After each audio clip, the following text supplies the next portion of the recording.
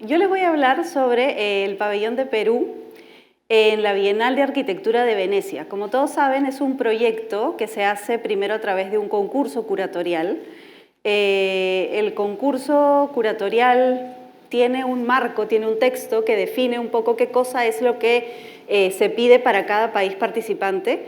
Y el año que participamos, el equipo con el cual hice este concurso, quienes se encargaban un poco de definir el tema eran estas dos arquitectas, las arquitectas Grafton. Hay un texto que ellas escriben para hablar un poco sobre el tema, que es Free Space, y a partir de ese texto lo que nosotros hicimos fue un poco tratar de encontrar las palabras más importantes que podían ayudarnos a entender lo que ellas estaban buscando para cada país participante. Como pueden ver, esas palabras luego se resaltaron y nos quedamos un poco con esas palabras en amarillo. Eso era lo que nosotros empezamos a explorar cuando dijimos vamos a participar de este concurso para representar al Perú. Entonces un poco lo que nos interesó fue hablar de los valores de la humanidad, como la generosidad, que es una de las primeras palabras que aparece ahí, y esos valores a través de la arquitectura, entenderlos como valores de la arquitectura. Si pudieran poner ese video, por favor. We wrote this Free Space manifesto like a kind of litany of values which we aspire to in the making of our own work, in the admiration of other people's work, in our position in architecture just at this current times. We wanted to have something that wasn't dealing with architecture as object. We wanted to deal with space as the craft of architecture. The free becomes the component that each architect searches for within each project. There's this free space of thinking, there is the free space of imagination, the free space of opportunity of architects to finding space to operate, no matter what. It's our position that those values are central to the making of architecture.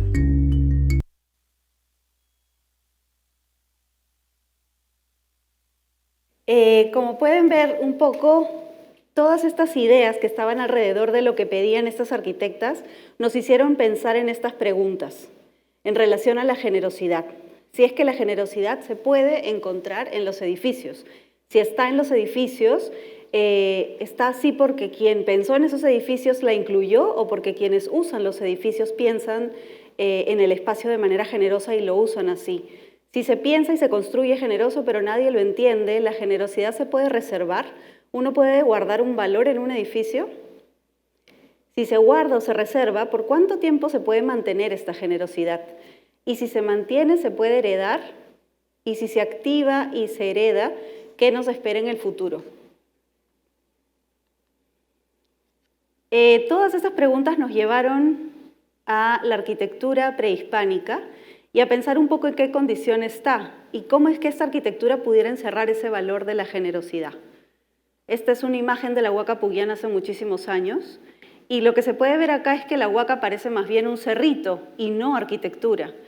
Y esto nos llevó a pensar un poco en el cuento del Principito, cuando el Principito pregunta si es que los adultos no se asustan por ver una boa y le dicen, pero es que no es lo vemos como un sombrero, no como una boa. Y él les dice, pero es que sí es una boa que se ha comido un elefante, ¿no les da miedo? Y ellos dicen, es que no podemos ver eso. Entonces, para nosotros, eso era lo que pasaba cuando uno ve una huaca.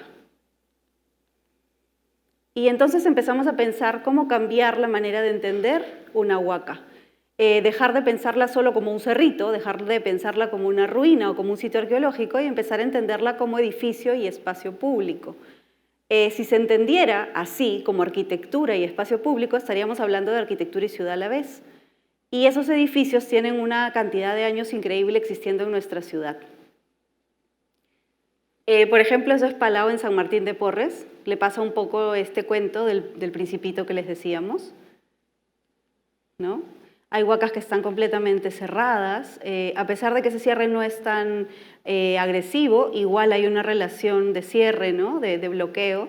Armatambo en Chorrillos, que está esperando qué le va a pasar cuando la ciudad siga avanzando. O Marcavilca, que es parte del complejo de Armatambo que está metida en la ciudad.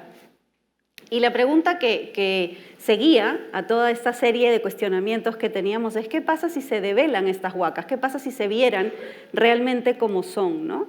encontraríamos una relación fuerte del cielo al suelo, encontraríamos una relación importante con el paisaje, entenderíamos un poco el peso del material y de su textura, de la luz, de la sombra, las relaciones entre lo público y lo privado a través de los caminos y la importancia y la relevancia en la ciudad, así como también la relación con el agua a través de los canales prehispánicos, ¿no es cierto?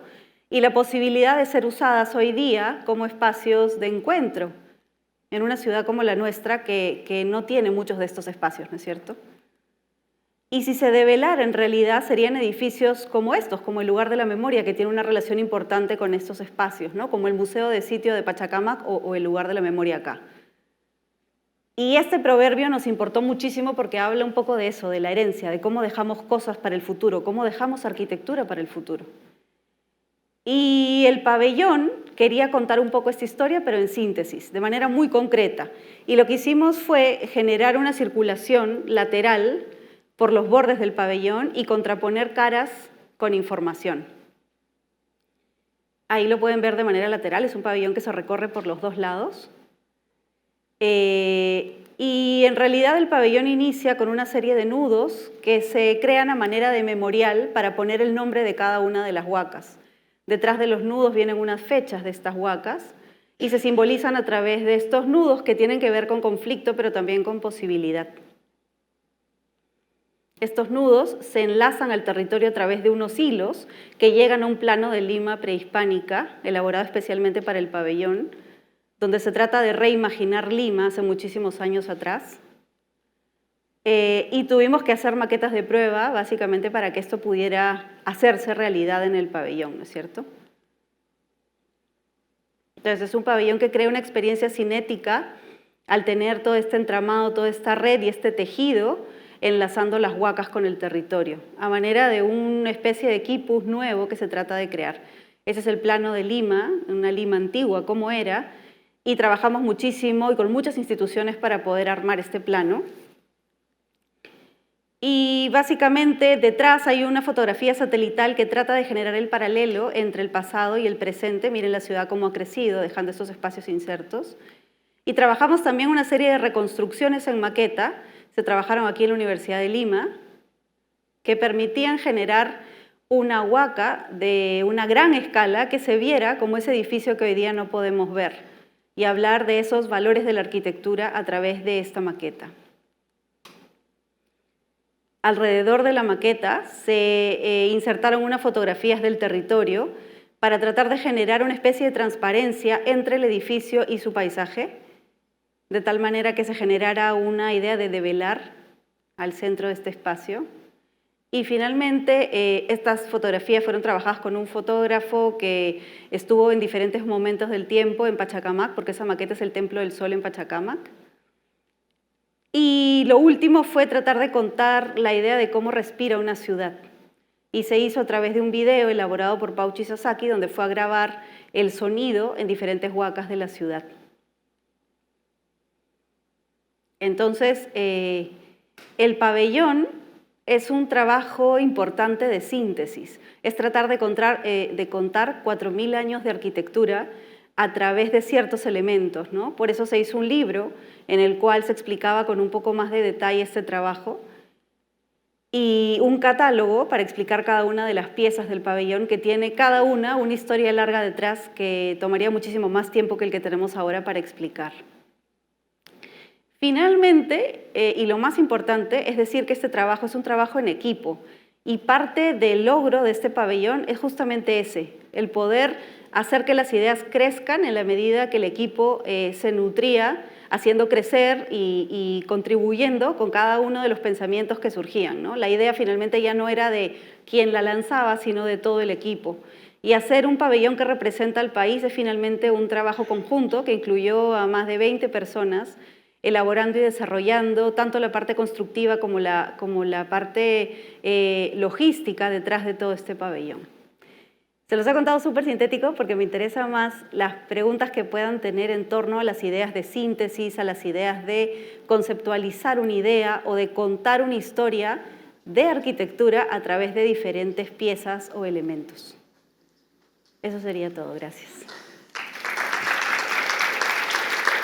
Creo que lo he hecho en 5 minutos. A ver, si tenemos preguntas, levantan la mano, por favor. Hola, Mari, ¿cómo estás? ¿Qué tal? Llegué un poquitín tarde, o sea que de repente lo que te pregunto un poco lo dijiste al principio. Me interesa un montón el concepto de la huaca como espacio público, pero la huaca es también un espacio que en la mente de mucha gente tiene escaso o nulo valor en el sentido de que es un terreno que podríamos invadir pero que no nos dejan. O sea, hay, creo yo, una relación muy ambivalente con respecto a las huacas. Si está rodeada de un cerco y bonita y bien mantenida, es fácil de comprender, pero si es que pasa como lo que pasaba antes en Mateo Salado, que hacían bicicross, o las fotos que mostraste de estas huacas en espera a ser invadidas prácticamente, o Huaycán, que creo que se llama Huaycán Pariachi, la huaca que está al costado, ¿no? ¿Hasta qué punto tuvieron ustedes la oportunidad en la investigación que hicieron de hablar con gente, de repente ni arquitectos ni arqueólogos, sobre esta relación simbólica, afectiva, positiva o negativa que pueda haber con las huacas? Mira, en realidad cuando estuvimos haciendo este proyecto, al grabar el video tuvimos que ir a visitar diferentes huacas. Y en verdad hay un montón de historias cada vez que uno llega, ¿no? A mí se me quedó grabada la historia de la huaca Balconcillo, porque la huaca Balconcillo en La Victoria, cuando llegamos, era una huaca que está enrejada, es una huaca que está enrejada, y fuimos con una persona del Ministerio de Cultura.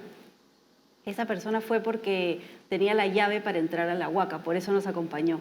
Y cuando llegó, sacó la llave y su llave no tenía dientes, era una llave rota. Entonces el señor nos dijo, es que hace mucho tiempo que no venimos a esta huaca, por eso no me había dado cuenta que mi llave no tenía dientes. Entonces no podíamos entrar a la huaca. Entonces dijo, esperen un ratito que voy a llamar a un vecino. El vecino, había un vecino dirigente que tenía la llave, su llave sí tenía dientes. Vino, abrió la reja, pero una hoja de la reja estaba tan oxidada que se cayó. Entonces la tuvieron que cargar entre varios y ponerle una piedra abajo para poder entrar a la huaca. Una vez que logramos pasar eso y entramos a la huaca, apareció una vecina que se sorprendió y dijo, ¿qué están haciendo acá? ¿Por qué están en esta huaca? Le contábamos que era para el pabellón de Perú, tal.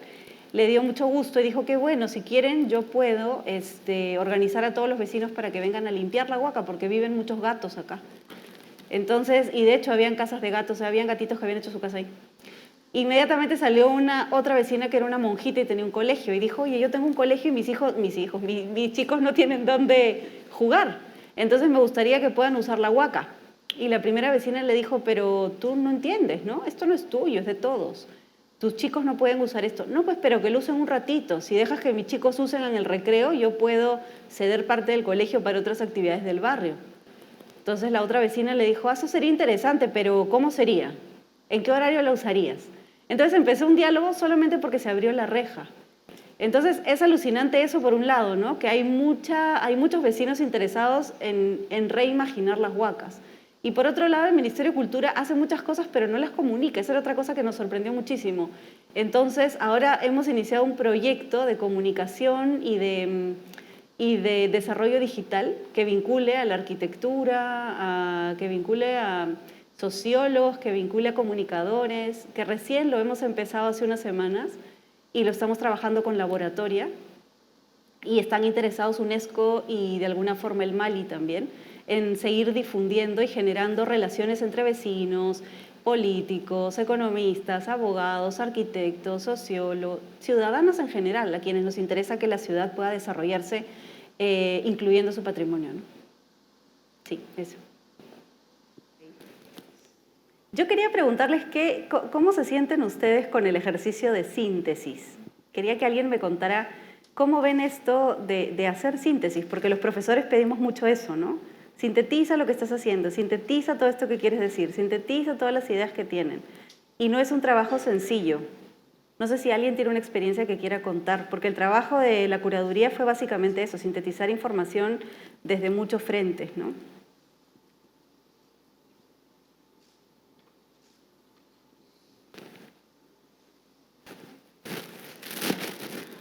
¿Quién le pregunto? ¿Cómo se llama? Taxa, ¿tú me puedes contestar esa pregunta? Sí. Ahí va. ¿Puedes repetirlo otra vez? Te la repito. Sí, quería saber cómo se sienten ustedes cada vez que sus profesores les pedimos, por favor, elabora síntesis de tu trabajo. Sintetiza esto que quieres hacer. Tienes una buena idea, pero hay que sintetizarla. Hay que saber explicarla o hay que saber contarla. Cuando tienen una entrega en taller y les dicen, es la entrega final, nos tienen que poder explicar todo lo que han hecho y se tiene que entender con su propio trabajo. ¿Qué opinión o qué experiencia tienes al respecto? Positiva, negativa, no importa, pero que quieras comentar, porque lo que yo les he venido a contar tiene mucho que ver con eso, con sintetizar. O sea, siento que es complejo expresar todo porque recién estamos aprendiendo Hacerlo. a hacerlo. Ajá. Pero, o sea, personalmente sí he sufrido un poco en cómo llegar a poder sintetizar todas mis ideas en base a dibujos o maquetas o algún bosquejo o si no un garabato, pero siento que es algo que debemos de aprender a dominarlo, ¿no? Porque si no, siento que no nos estaríamos ordenando, por así decirlo. ¿Y en qué radica el sufrimiento? Cuando dices que sientes que has sufrido mucho. Es ¿A qué que se debe?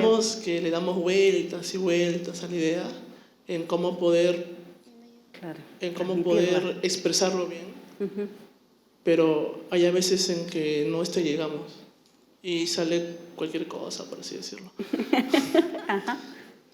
Sí, bueno, eso fue un poco lo que nos pasó acá. Nos tomó 9 meses hacer este trabajo, si es que no fue un poquito más.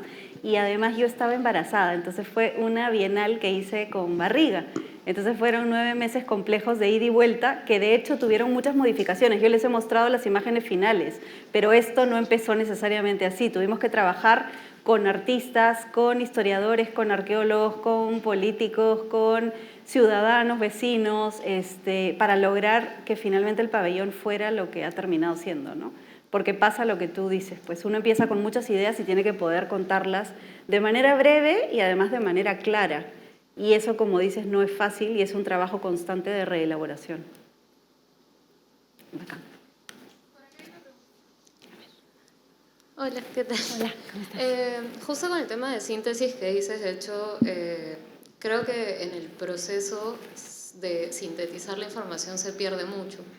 De hecho, o sea, yo ya llevé el curso de final de tesis y de hecho nos dan 20 minutos para exponer todo lo que hemos hecho durante el ciclo en el final. Y es un poco difícil como lograr justamente sintetizar toda esa información, que es muchísima información y que de hecho se va sumando una vez que entramos a la titulación. Entonces, un poco cómo es ese proceso de sintetizar justamente y qué consideras importante, en términos obviamente generales, ¿no? Para explicar un proyecto correctamente. Sí, creo que por un lado, escribir mucho sería una de las sugerencias que te daría. Escribir todas tus ideas, escucharte, grabarte y volverte a escuchar. Porque cuando uno escribe se ordena, y cuando uno se ordena se da cuenta qué cosas ya no van y qué cosas quedan. Lo otro es conversar mucho con algunas personas que sientas que, algunos que conocen del tema y otros que no. Los que conocen del tema que te ayuden a centrarte en lo más importante y los que no conocen te ayudan a darte cuenta qué cosas de las que dices no son necesarias y qué cosas sí valen la pena porque te ayudan a entender. Y lo otro es trabajar mucho, tener mucha disciplina y trabajar todos los días. Trabajar todos los días en esa idea que quieres sintetizar para que finalmente tengas las herramientas para poder contarla con los elementos que necesites, ¿no? Los dibujos, con los apuntes, con las axonometrías, con cualquier elemento que te permita contar lo que quieres contar. Entonces sería escribir, conversar, dialogar para sintetizar y trabajar mucho en esa síntesis porque, como decía tu compañero, es un trabajo de reelaborar constantemente. Pero no es fácil. Pero es bacán porque cuando uno sintetiza se da cuenta que puede decir lo mismo con poco y que suena todavía mucho más fuerte y mucho más potente. Entonces, hacer ese trabajo, ¿no? Hay varios que mueven la cabeza porque seguro les ha pasado. Hacer ese trabajo es bien bacán porque les deja cancha en eso y los ayuda a ser directos en lo que quieren hacer. Listo. ¿Qué más que decir?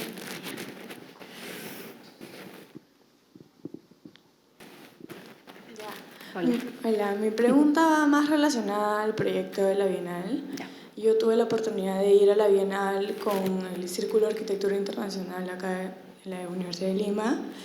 Y cuando llegué al pabellón de Perú, algo que me impactó bastante a mí personalmente fue el hecho de que eran las huacas de Lima. Entonces quisiera saber la razón de por qué decidiste hacer el proyecto con la ciudad de Lima y no con el Perú. Ahora que me explicas un poco el tema de la síntesis, supongo que tiene que ver con eso y que el Sí. Perú es muy grande y tiene un montón de diferentes culturas y huacas, pero quisiera saber la razón ya de ti, ahora que tengo la oportunidad de preguntar esto, ¿por qué decidiste hacerlo solo de Lima? Ya. Primero porque a mí también me impactó saber que Lima tiene 447 huacas. Y lo supe porque trabajé en el Plan Metropolitano de Lima al 2035. Si no hubiera tenido esa oportunidad no me hubiera enterado de la cantidad de huacas que hay. Por eso hicimos ese memorial con todos los nombres de todas las huacas al inicio. Eso es lo primero, ¿no? Es fuerte saber eso porque uno no llega a conocer más de 10 huacas y eso es mucho. Lo segundo tiene que ver con lo que tú has dicho, por la síntesis, porque no es sencillo contarlo todo. Y lo que más bien sí quisimos hacer es que el pabellón sea una muestrita de algo que luego puede replicarse a nivel país, que necesitaría otro trabajo, pero que puede tener este trabajo como una pequeña muestra o semilla de lo que se podría hacer después. Entonces fue por sorpresa de saber qué cosa tiene mi ciudad, cosa que yo no conocía, y entender un poquito más qué cosa pasa, y lo segundo por síntesis. Sí.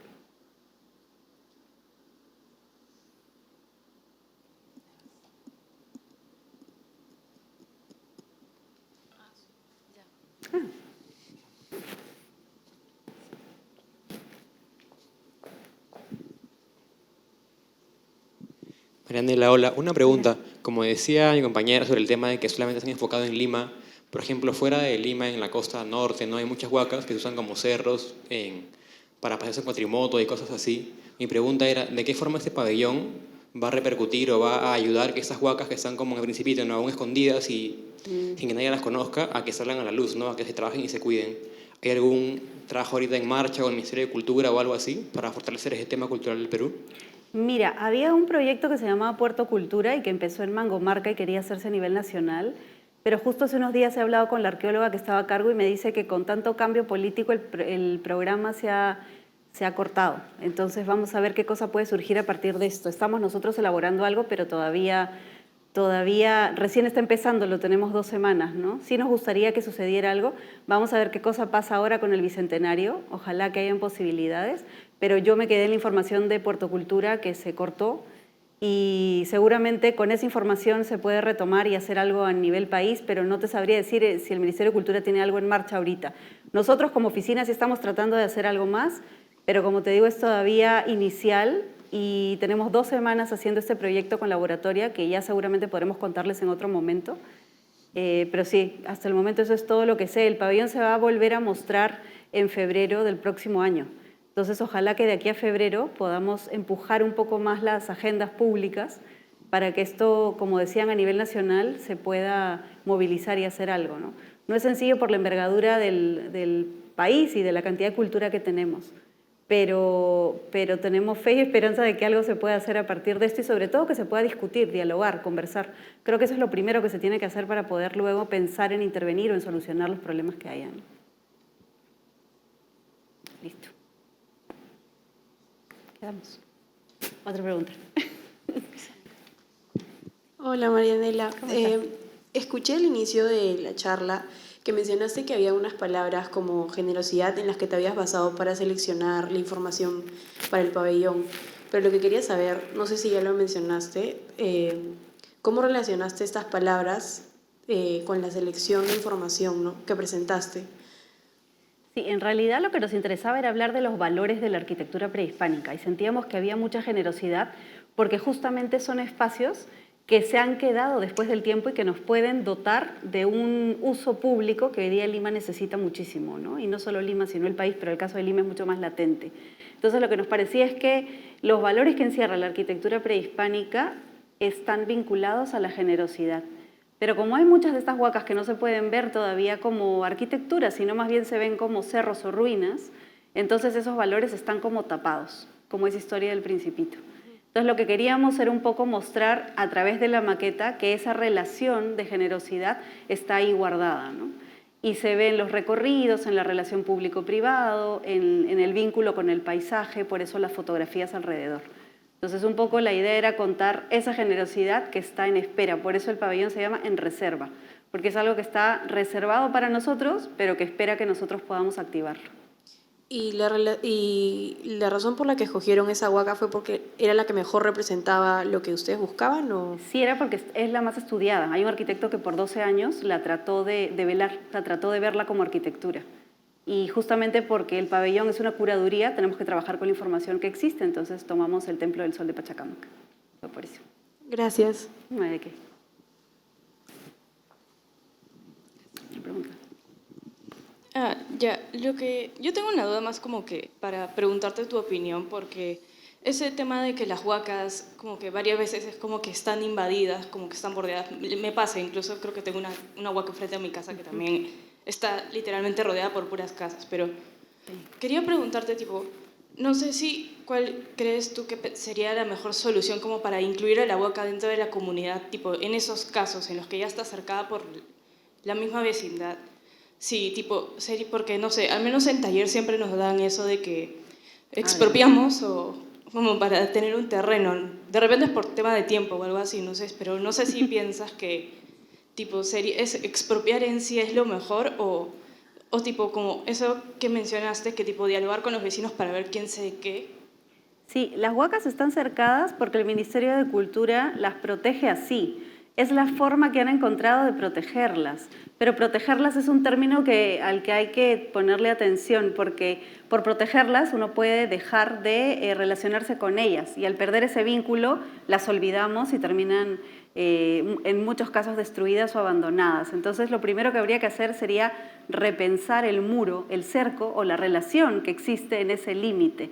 Sería lo primero que se tendría que pensar. Y como estaba respondiendo hace unos minutos, todos los vecinos o la mayoría de vecinos se cuestionan mucho sobre tener una huaca cerca. Entonces creo que hay mucho trabajo por hacer con ellos para contarles lo que hay, que sepan qué cosas sucedía antes ahí, qué podría suceder y repensar los usos. Creo que en la cotidianidad del uso de la huaca tenemos mucha ventaja para el futuro, pero es un trabajo todavía pendiente. No creo lo de expropiar, no te lo entendí muy bien, pero no expropiaría, no usaría ese término para las huacas, más bien pensaría en buscar formas de reusarlas, comprenderlas primero, entender en qué situación están y luego pensar en reusarlas justamente para nuestra vida cotidiana, para volverles a crear una nueva historia a partir de la contemporaneidad en la que vivimos, ¿no?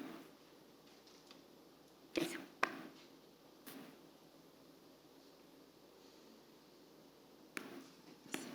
Otra pregunta. Yo voy a ir más por el lado del diseño antes que el concepto. Me gustaría saber más cuál fue tu concepción del espacio en sí como tal. ¿Por qué elevaste, por ejemplo, las cosas? ¿O qué es lo que buscabas en sí de cada punto de la muestra? Porque muchas veces era contemplativa o muchas veces era, o por lo menos la segunda parte era más para girar alrededor y poder observar.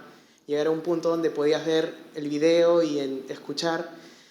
¿De qué manera esto se relaciona primero con lo que buscaba las Crafton, me parece que son las curadoras principales, y luego lo que buscaba el Patronato del Perú, porque son creo que dos puntos igual distintos, ¿no? Uno no buscaba el wow factor y el otro es como buscaba más los espacios. Finalmente eso se demuestra por quién ganaba o quién no ganaba el Bienal.